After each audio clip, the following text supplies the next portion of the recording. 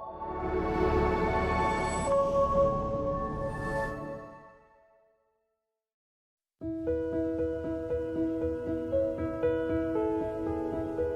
Trina, an Indigenous filmmaker, storyteller, and intuition teacher.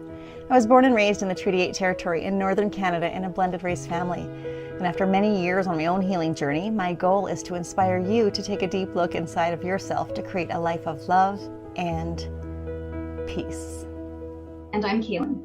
I'm empathic. I have an academic background in supporting neurodiversity in education, and I have a host of super meticulous word nerd skills.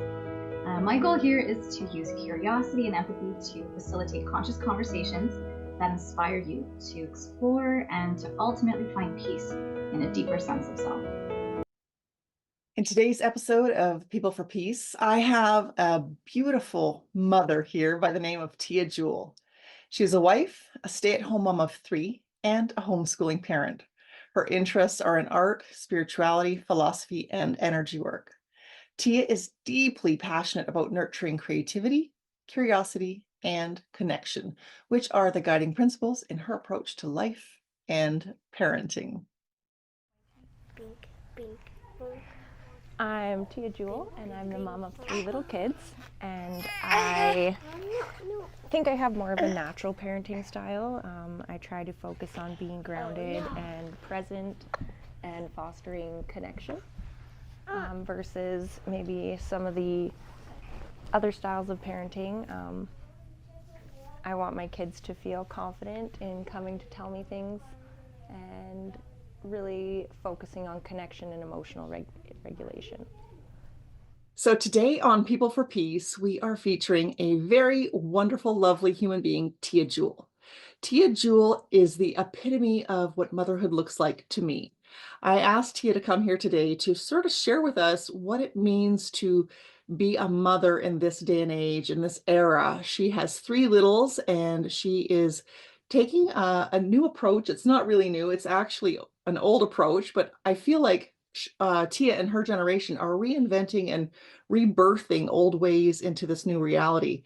So how many kids do you have, and how old are they, Tia? So I have 3 kids. I have a 6-year-old and a 4-year-old and a 8-month-old, 9-month-old. So you're busy. I'm busy. You're busy raising the next generation. And so pre-child mentality, did you foresee yourself and your role as being a full-time mother? Yeah. I think I always knew that I was going to have kids, and that's my main goal in life, was just to be a mom and have a family and do it my way. Was really the memory that I have from childhood was, okay, I'm going to do this different. I'm going to do it this way. And that was my main goal in life that I knew I always had. Well, that's great. I love it. And I know you enough to know that the just do it my way personality thing is really prevalent, right? But one thing I did sort of hear there was, and this is something that even I'm guilty of. I remember saying it, to somebody back in the day and felt really regretful of it, is before the word being a mother, we preface it with the word just being a mother. And it's not just being a mother, it's being a mother. It's the divine job of a female, the woman, the goddess, the mother. Without mothers, we are nothing. We have no future. We have no life. Right. But somehow in this whole paradigm of life, we've minimized the role of motherhood, and the generations, like my generation, my oldest child is 30, my next child is 20. It was a different era. It was a different time. We were all trying to fit into this box and do things perfectly and better and right and have more, be more, do more kind of a mentality. But what I see, and maybe correct me if I'm wrong, in your generation, it's like, chill out a little bit, bring in some of these old healthy ways of being, let go of some of those old, I guess I would call them like constructed ways of being, of how to fit in with society and how to look in society. What's happening for you now as a mother? What is important to you for these little guys? So for me, my priority, my focus with them is slowing down and not getting so caught up in the like you said, the competition of doing it all, of viewing it as just being a mother, because it's a pretty big job. There's a lot of little jobs under the umbrella of being a mother. But I think because it's so natural, to have kids and to have a family and to go on, we kind of tend to minimize that, like you said, by it's just a mother. That's all I'm doing. And it's actually a really big job. It's actually a really important job. And you're shaping somebody's um, perception of the world around them and of life and what they're able to achieve and what they're not. And so I think my priority is just to let it be as free and open as it can be. I don't want to ever make them feel like there's things that they can't do or that they have to follow the status quo and do what everybody else is doing. Awesome. The other thing is that when we are raising these individuals, we're actually also creating the collective humanity, right? Right. So we're not just being a mom and just raising some kids and just being open. We're literally contributing to the future of humanity with these people who may someday be a leader or a teacher or a mother or a father themselves. And so we're shaping these generations now that we just don't necessarily stop and think about. Like, I'm pretty sure my great grandparents didn't stop and think about what my life was going to be like too much. I know they prayed for more and wished for more, but I don't think they really thought about what their contribution meant to us. Yeah. Right. And so your contribution to these kids is you're shaping humanity for many generations to come. And when we think about it, not just in being a parent, just being a parent. See, I just said it again. It's my own habit. Yeah. It's a habit. It's a really a deprogramming, I think, that I need to work on for sure. Right. And like you said, the collective consciousness, I think it's something that we've all I don't know about other countries, but in our northern hemisphere, it's not regarded as highly as a lot of other positions or earning money. Yeah, that's right. It's like money is a status, not so much motherhood. But motherhood, and that was the thing I was saying to somebody not long ago. We were talking about motherhood and birthing and all of these aspects of bringing a new human being into the world, that we've really just normalized how it's just normal. It's normal to have babies. It's normal to have 10 babies, 7 babies, 1 baby, 5 babies. Just normal. Just go to the hospital and have it and just go home and you just raise that kid and you're just done. Yeah. But it's so much more than that. We are creating life from absolutely nothing, right? This sperm and this egg meet and unite and create a human being. And then we have to grow it. We have to nurture it. We have to feed it. And our thoughts, our emotions all intertwine into that being that's growing. And I don't think we spend enough time processing the miracle and the beauty in that whole reality. No, I agree. And I think when you get so busy with the kids too, it's really easy to gloss over all of that. And you can get into a survival mode where you're like, okay, I just need to get to the next thing. I need to get to the next nap. I need to get to the next appointment. And that's where I feel like you lose the magic of it. The little moments where they're in the back of the car asking you endless questions while you're driving to your next appointment and you're so worried about being late that you're brushing them off. And I think our power as parents and as mothers is to really lean into those moments instead of trying to shift focus to something else or to the next thing that needs to be checked off the to-do list. Right, because we forget that this is life. And the next, the checklists, the to-dos, the successes, all of those things. But the success really is those children. But being a mom, it's easy just to say that too. But we also experience things like postpartum depression. Right. Yeah. That's real. Yeah. Right. Very real. Loss of self. Yeah. We have to navigate these 3 children and bring them their best. But sometimes we lose ourselves in the process of that whole journey as well. It can feel that way. Yeah. And I think you can get caught up in that, or you can sit down and remind yourself that this is myself right now. This is where I'm at and who I am, and I'm pouring everything into this new creation of mine instead of the hobbies or the things that you like to do before. It's not that you have to give up on them, but you can set them aside for a while. I like how you said that, this new creation of mine, because that is the ultimate creation. You're creating this. So it's not that they can be your hobby, they can be your passion, right? And that sense of self that some people feel like they lose or disconnect with can be postpartum. Hormones, the body in itself is a giant science fair, the mind, body, and spirit, right? Mhm. We have to integrate all of those concepts into our well-being. But previously, in my days of mothering, that wasn't a topic on the table. That isn't something that we were educated about, encouraged about.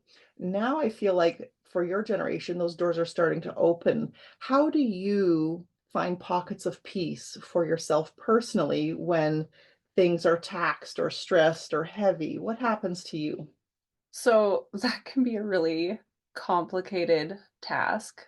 Um, but I find it's going to sound so simple, but slowing down is just always what brings me back to being able to find the peace in the chaos. So it's not so much about putting all the kids to bed and making sure that you have 5 minutes to sit by yourself and meditate, as nice as that would be. It's, maybe the cooing sound of your baby while you're feeding them, or the laughter, the genuine laughter, hearing your kids play. And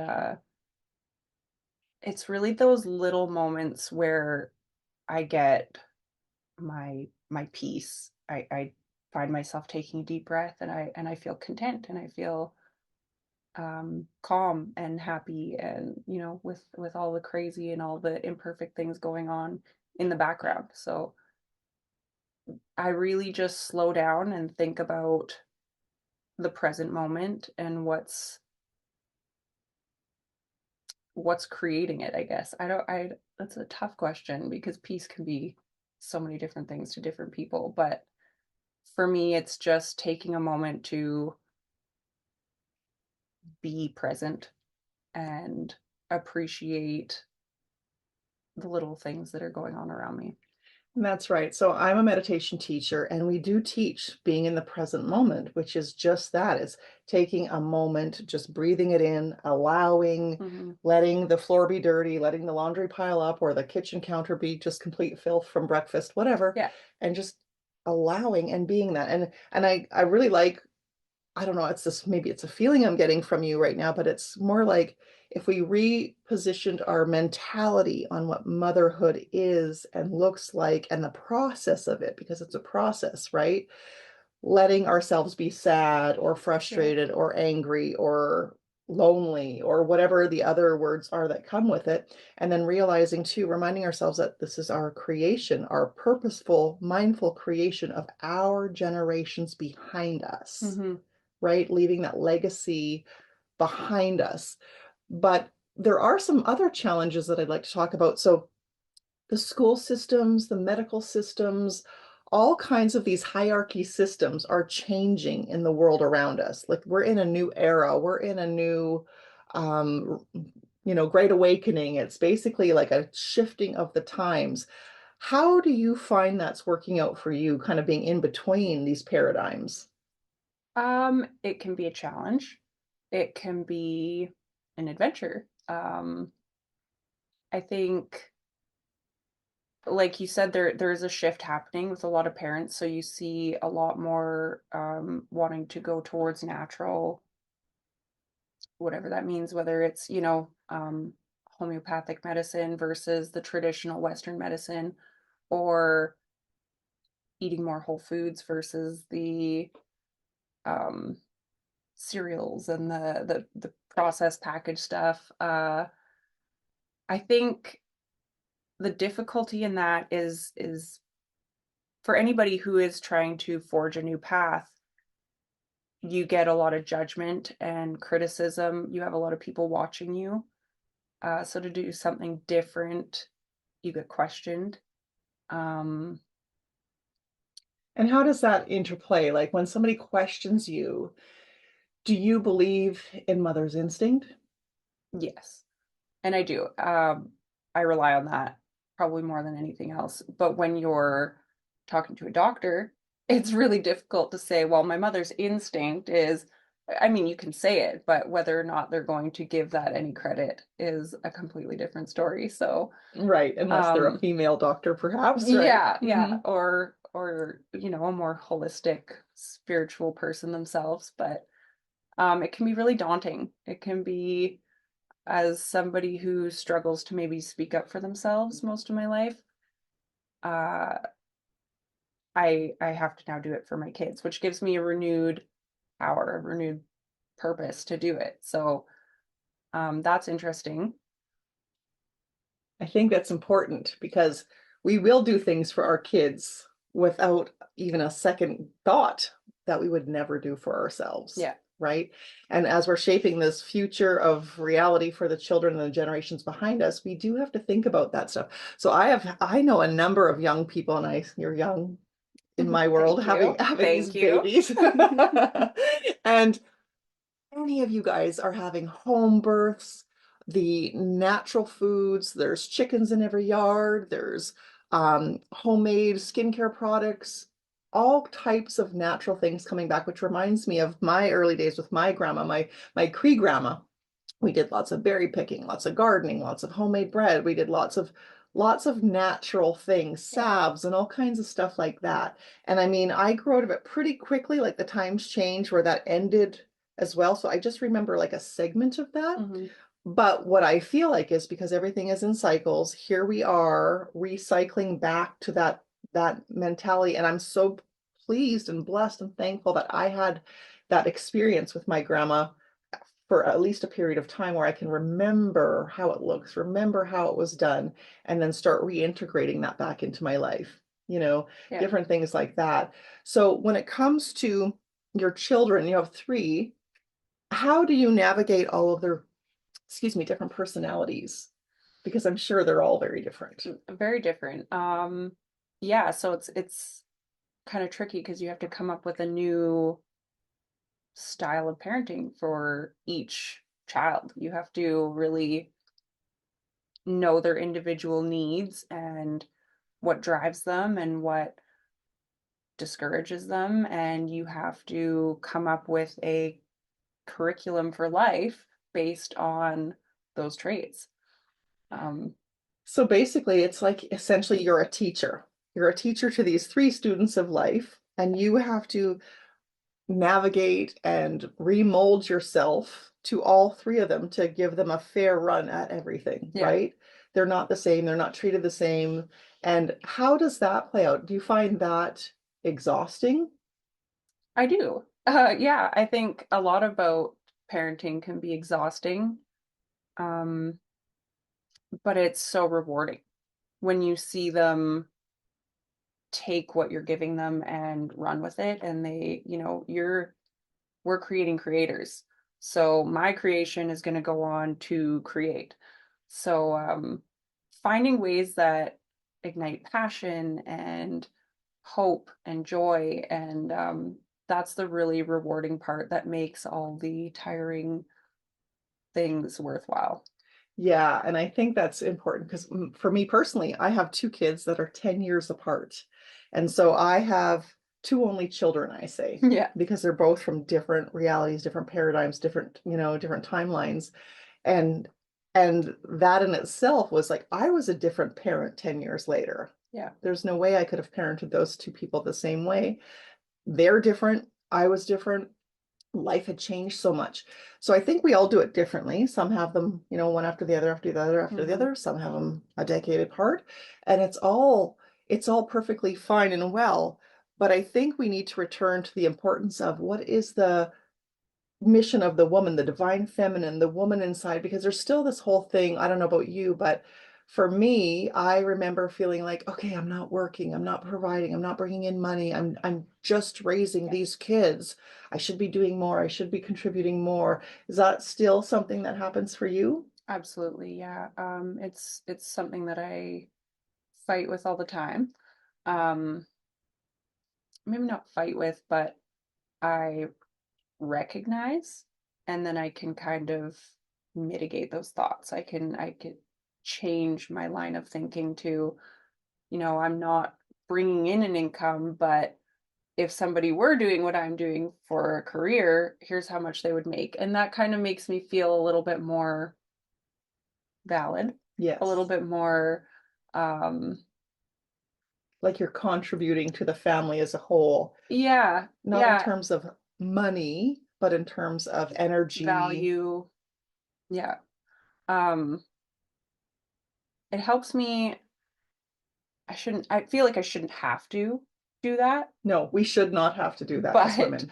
it does, we're in the world we're in. So it is just a tool that I use to kind of like reassure myself of my value, whether it's monetary or not. So if you're a man watching this episode today, I think it'd be really great if we took time to help educate the men on how we feel and how that really does lead a heavy weight on a lot of us, because here we are trying to maybe buy a new shirt or Mm-hmm. something, and we might have some guilt about that.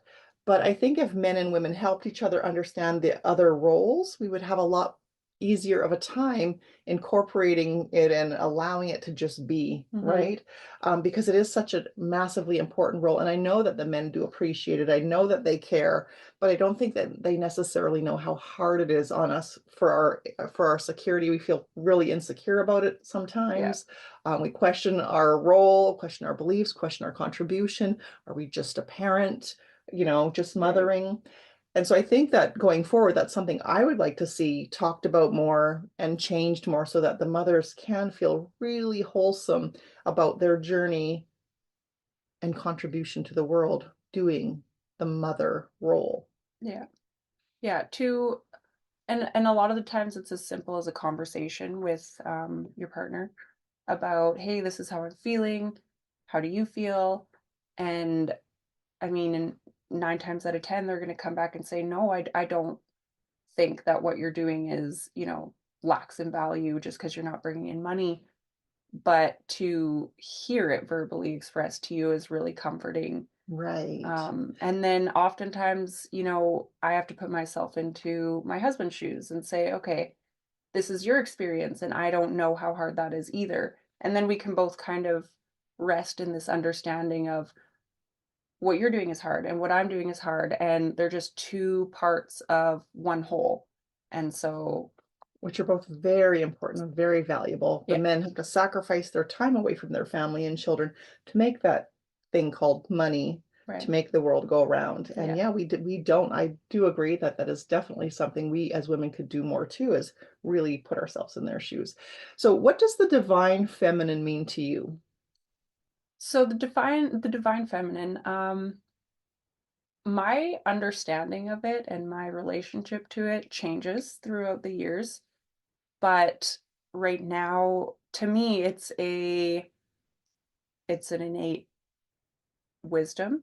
It's an intuition. It's a softness, a delicateness, a drive to nurture and take care of and protect. And I feel like the more safe and protected I feel, the more my divine feminine appears. Right, exactly. And that's just it. We can let our guards down, and all of those fronts and masks, we can put them down when we are feeling safe and protected, right? Yeah. And I think that's the thing, is reminding ourselves in society that motherhood is valuable. The divine feminine is not only valuable, it's absolutely a God-given pure gift. It's soul, it's heart, it's passion, it's nurturing, it's all of those things. And without it, where would we be? The male energy and the female energy are harmonious and work together. Exactly. And we need to honor our men and what they bring, and honor the female and the feminine inside of us, and allow that to be expressed, allow it to be vulnerable, allow it to be seen, and feel like we can be safe in that feminine. Yeah. Yeah. Safe is the biggest word there, because I feel like growing up, I didn't feel safe. I felt the need to protect. I was very angry, and it held me back from expressing my divine feminine for a long time. I had to act hard. I had to, and now letting that go, putting that down, I feel a lot more free. I feel a lot more confident and capable in what I already have, and not a front that I have to pretend to be. So I don't have to be the protector. I don't have to be the provider. I don't have to be, um, vicious and logical and structured. And I get to be soft. And That's right. And I think I had the same exact experience when I was younger, the hard shell, the rough and tough and hard to bluff. But I also think that, maybe society needs to recognize that we women often feel in states of fear, or that we need to protect ourselves, even just going from the grocery store to the car, or looking over our shoulders, making sure the kids are okay. Like, we're always in that sort of vulnerable state. And with lots of the violence and things happening in the world, that it's not, it's not invalid that we felt this way, or yeah, and that we also need to be able to be seen and to be heard, and to be able to express ourselves in this feminine way, this spiritual way, this pure way, this soft way, and not be punished for it or ridiculed. exactly. Yeah. Right. And for women to see and recognize that in other women, and hold space for them, and say, like, great job, you look beautiful, I support you in that, how can I be of help? Right. Yeah. Yeah. Rather than getting competitive, or having all of these other sort of realities that we have to deal with as women sometimes. Yeah. Um, I've had a lot of experience now with other women who will come up to me and offer me help. It where before used to be something I would have a hard time accepting. And I really like to lean into that now. And I've noticed a big change in the types of women that are coming around me. And there's a lot more of a feeling of community and collaboration versus competition. Yeah, baby. That's so great. Episode number 3 with Olena Bridges, she talked about that a lot. She had spoken about her desire to create these community circles for women to show back up for each other, to create these gatherings and nurturing. And hey, you're 3 kids down, let me come and mop your floor. Yeah. You know what I mean? Yeah. Like, let's do this. And so that was her big wish, to see these sort of things come back into the forefront and become more of a priority. And now that you're experiencing it, and like you said, at first it was a little hard to accept, now that you're experiencing, what do you believe are the gains from this? Um, there's so many. I think that it's confidence building for a lot of women. It's not feeling alone, like you're doing this all by yourself. You have that community, you have that, everybody talks about a village, it takes a village. But a lot of people lack a safe village. And so I see women coming together, and it fits. It just makes you feel comfortable. It makes you feel like you can let your guard down. Um, and I mean, it's so much better for your kids. Everything that you're doing as a parent is being watched. Whether you are aware of it or not, they're somewhere around you. They're listening, they're watching, even when they're playing and they act like they're not listening, they're listening. Yes. So for them to see a team, for them to see women coming together and taking care of each other, not just the kids, but full grown women taking care of other full grown women, I think really shows them the power of women in divine feminine. I mean, we can uplift each other, we can, you know. And that's just it. It's the actual walking your talk. These kids, they see that, that's what their reality is, that's what they know, that's what they understand, and that's what they'll naturally roll into their lives. It's not just, words that are spoken and not followed through. And the other thing is in our old paradigm, there was a lot of competition. You brought this up, women competing or judging or assessing or, putting down those roles as women and our female egos, where we do that with other women and maybe we're conscious or unconscious of it, but we're doing it too, right? And that if we can put ourselves and our ego in check from time to time and not create these cunning, egotistical challenges, woman against woman, and build some trust and build some alliance and do some self-checking, right? Yeah. Check ourselves. Are we being that egotistical aggressor? Are we jealous? Are we creating conflict? Are we not in alignment? Yeah. And then if we can check ourselves and readjust with some tools or whatever, then we can create a better outcome in these circles that we're trying to create. And I think for me, that was normal in my 20s and 30s. That was just normal. Competition was like the thing, just like brushing your teeth. But now that we're entering the state of, spiritual development, emotional development, psychological development, physical development, we're getting to become more aware in this Great Awakening. And I talk about the Great Awakening as a time when we're all becoming more aware of ourselves, our own development, our own strengths, our own weaknesses, and how that affects the people around us. One of the things that I've been kind of guided to ask every single guest is, what does ego mean? What does ego mean to you, Tia? So to me, I would say the ego is a tool innately built into us. That is, it's there to protect, but it needs to be kept in check. Sometimes how you corner an animal and they'll lunge, or that's how I see my ego is. I have to be aware of it and ask myself, where is this coming from? What is the intention? And sometimes I have to soothe it like a child, and I have to say, it's okay. It's okay. Right. We don't have to compete. Like, everything that we have is unique and beautiful of our own, and we don't need to attack or defend. There's nothing to protect ourselves from in this moment. It's okay to be vulnerable and let that higher consciousness or spirit come in a little bit more than our reactive ego. Right. And that's the thing. So ego is a part of us. It's a wholesome part of us. It is a defender. It is a protector. It can get pretty arrogant and flary, and we can behave a little bit, wildly from the experience of the ego.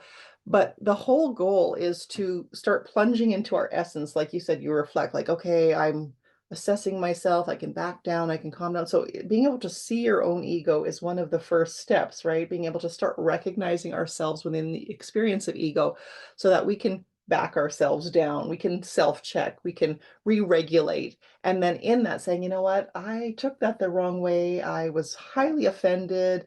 I didn't realize I took it this way, but I'm sorry. I think I had that wrong and I will revisit it. Like, just putting down those big shows, those big masks and all that strength can come down. And when we can do that with people, when we're allowing ourselves to be seen, that's when our hearts open up and we can receive and have compassion for people. Yeah. Right. And it's such a scary thing to do, to be vulnerable, to be honest, to be open. But I think it's the most powerful thing that you can do with other people. We, as humans, we respond to genuine people, genuine intentions with a lot of warmth and acceptance. And, you may have done something wrong, but if you're genuinely reaching out to fix it, to apologize for it, most people are really, really receptive to that and caught off guard. And plunge forward because of it, right? So I was just watching a little short film the other night, and it was this woman, beautiful singer. She is absolutely amazing. And her name is Beatrice Love. She her film got released and she told her raw, true stories about her addiction, her tricks, all the things that she did on her path. And she shared it so freely and openly. But what I found with myself after watching it was like, oh, I love her. Yeah. Like, I love Yeah. her, right? Because she was so real, Yeah. so authentic. And the things that she had participated in weren't overly wholesome or, Yeah. you know, pure, but she had done the work, learned lessons, took action to heal them, and really found a place within herself that she's connected to her own soul and her own gifts. Yeah. And I think that's just it, right? Is figuring out how can we be seen. And the other thing is not only just being seen, but how can we put down this worry about what other people think of us? How can we put that thing down? Because when we worry about what other people think of us, we're literally burning our own candle at both ends because we don't really know what they're thinking. We actually have no idea. We can assume we know, but we don't know. And the other thing is if we spend so much time worrying about what they think, we're not over here creating our masterpiece. Exactly. Right? Yeah, we're not on track. No, and we're all, you said it, we're all individuals. We all have these unique talents and gifts. So if we could focus more on going, okay, I'm going to live in my authentic self, my authentic personality, even though it might be kind of strange or weird or different, no one else is doing it, I'm going to commit to that anyways. Yeah. And I feel like we step more into our power when we do that, because the actual thing is we are all just like a fingerprint. We're all unique individuals, but we are supposed to do it different. Every single one of us need to be doing it differently, or we're not authentic, at least in my opinion. Yeah. And that can be so hard in this world right now. We're so oversaturated with content and buy this and buy that, and you got to have that. Even in just the baby world, the parenting world, there's a million knickknacks that you need for your baby, or we're told. And I think we're all so starved for genuine human connection and relationships. That's why we tend to lunge forward when we feel that somebody is being genuine, when they're being really open. It's the scariest thing to do, but it's the most relatable thing to do, and it's probably the most inspiring thing that you can do. So maybe even over the last, 4 or 5 years, we've all experienced a similar thing. And you said we're starved for these relationships with people. We're starved to be seen and connect. Yeah. Right. And there's so much product. There's being a consumer, and then there's being a creator. If you're not creating, you're consuming. If you're consuming, you're not creating. And that's another thing that we can consider in our Great Awakening is let's not. And with social media, we are now having all these, really lighthearted, I don't even call them fake, because there's some connection there. Yeah. But we have lost that in-person connection where you come over for tea or coffee, let the kids run around on the floor. We've lost that, but we're really yearning for that now again as humanity. So I actually see people gathering, and in episode 4, we're talking to Elena Tuttle, and she is very good at making gatherings and bringing community together and all of that. That also is cyclical. I remember my grandparents back in the day had a yard full, picnic tables full of people gathering, hanging out, all of that kind of stuff. It was the norm. Yeah. So we need to create that and recreate that as the norm, Yeah. right? Inviting people over, even though the floor isn't swept. Exactly. The kid needs a nap and Yeah. the husband's late from work, whatever. Everybody bring a salad or something and just enjoy it. That's right. My dad he tells me all the time that every time you had a family gathering when he was young, there was a project for the family to work on. There was something bringing everyone together, some kind of, I mean, now you'd call it team building exercise, but it was really just, hey, this door needs fixing, or this needs to get built, and it was a good reason to have everybody come together, and you're spending time with each other, you're getting that one-on-one genuine connection, and you're also learning how to have tough conversations. Not everybody's going to agree. Not everybody's going to have the same views on things, and I think we've lost our ability to have conversations about things that are hard. But yes, having hard conversations and also being able to agree to disagree, like not taking it personally if somebody doesn't see your Exactly. point of Yeah. view Yeah. and the other guy's allowed to do it differently, and that's Mhm. okay. But I like that because when you're talking about these gatherings from the family coming together, somebody's making the salad, Aunt Jane and so's in the kitchen, Yeah. and you know, maybe they're coming out holding and doing all these things. But how do you suggest people solve that maybe don't have family, that don't have those people? Because I noticed in the last handful of years, there's been a lot of separation in families and friends, and relationships have kind of all went a little funky over the last handful of years. And people are saying to me, you know, in private that we don't have family, we don't have those people. How do we do that? So I'd say there's two ends to that. One is being comfortable enough to say, hey, that offended me. Mhm. And then having that real raw conversation. That seems to be something that myself and my generation turn away from. Once something gets uncomfortable, once somebody's done something that offends you, you shut down, you leave, you never talk to them again. Um, I don't think that's just your generation. I think that's been going a on for, human, oh, it's been going yeah, on right. forever. And I feel like that's why there's so many unresolved Hmm. family issues and problems, because people just, Right. I Yeah. noticed it in my own family. And that's one of the reasons why I felt very motivated to become somewhat of a speaker and a champion for change, because when I was little, I grew up like an old soul. So when I was 5, I Yeah. was probably 35, right? I would watch these things go down. In my mind, I was thinking, no, that's wrong. Yeah. That's not a good way to do that. That's a lie. That's not true. That shouldn't be happening. Why are they pretending they can't see that? Why didn't they say? Like, I would just do that all the time in Right. my little head as Yeah. little. Yeah. Nobody had a clue that was going on in my movie screen, but it was. So I think that's a really old reality that somehow humanity might want to start considering Mhm. breaking out of. Yeah.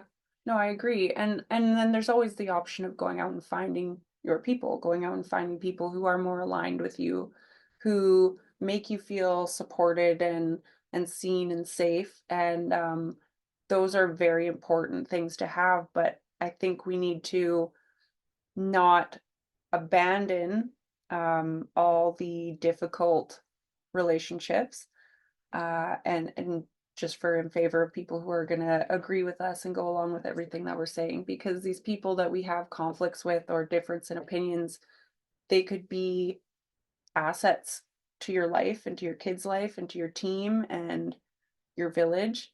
So I think emotional regulation and realistic expectations around relationships is really important. I like that. And I'm going to have to sit with that too, because I'm pretty guilty of it as well. You know, when we're figuring out the individuation of each person, they are assets, they are valuable, they're teachers. They're just, if we don't agree and we get into a head bunt, they're just reflecting something back to us that is unsettled, therefore firing our ego and wanting to protect ourselves, remove ourselves from a very uncomfortable situation.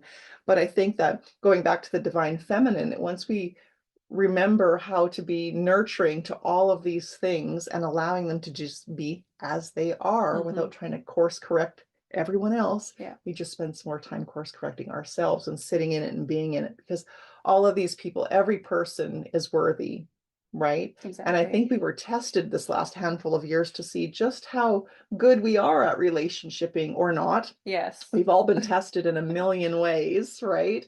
We've been tested on our own courage, our own voice, our own thoughts, the way we are we good friends? Are we Yeah. good family members? We've been put through the gutter.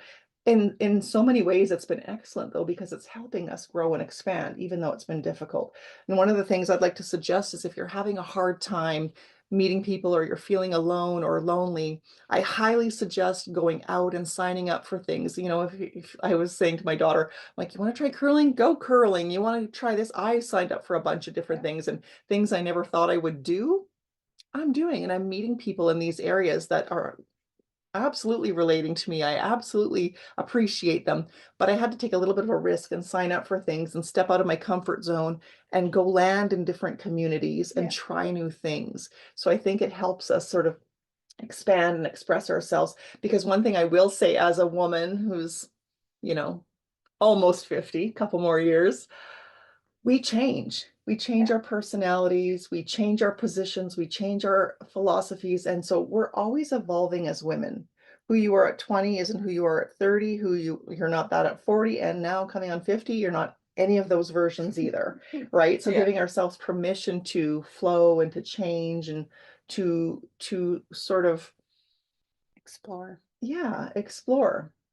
Are there any last words of wisdom or anything you'd like to share with our listeners about how they can navigate motherhood with a little more joy and ease?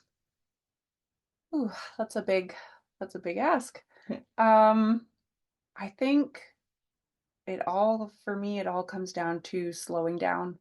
When you get into those moments where you're completely overwhelmed or you're unsure and you're afraid, just take a minute to breathe, calm your ego, calm your nervous system, and remind yourself that everything that you need you have in the present moment right now. My kids, my husband, my house, you just look around for the beautiful things that you do have in life and stop trying to think either in the past or in the future, trying to mitigate things that could happen or taking things very personally. Just simplify as much as you can. Get back to the basics. And I think letting yourself cry, cry, scream, that's yell, okay. kick, let her rip, because the emotions that are trapped in the body, if we don't release them and we don't allow them out, they basically cluster up and then explosion, right? I believe as women in our divine feminine essence, we are given all of these emotions as regulators, as intuitive messages, that we are to use them. And when we were taught, my generation was I don't know about yours, but if you cry, I'll give you something to cry about. We had that whole segment over and over and over. And, we did not think it was funny at all, but the parents laughed. They thought it was funny.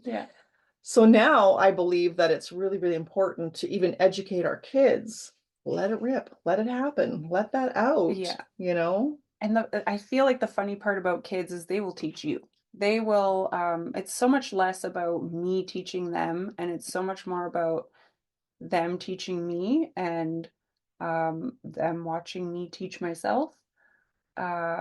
So my kid, they'll call you out on it. Kids will call you out. If your words are not aligning with your actions, they will question it. They will ask, my son asked me, well, why, if it's okay to be angry, why do you never let me be angry?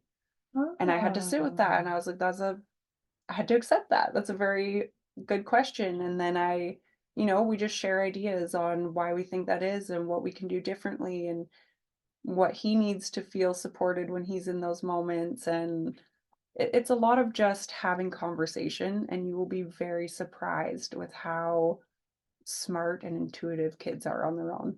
Well, thank you for doing that, because that reminds me of the little me that I was saying could observe everything, but I wasn't able to express it. So you're giving him permission to do that and seeing how valuable that is. I think that's wonderful. I think I really want to just wrap this up by saying thank you very much, Tia, for coming in and being the beautiful mother that you are and incorporating some of these traditional ways back into our ways and building kids on purpose for the sake of humanity and your family and your legacy and your name. And I think you're doing a beautiful job. Thank you very much for coming. Thank you. In closing today's interview with the beautiful Tia Juell, she has left us with a quote that inspires her. It is, "Education is not preparation for life.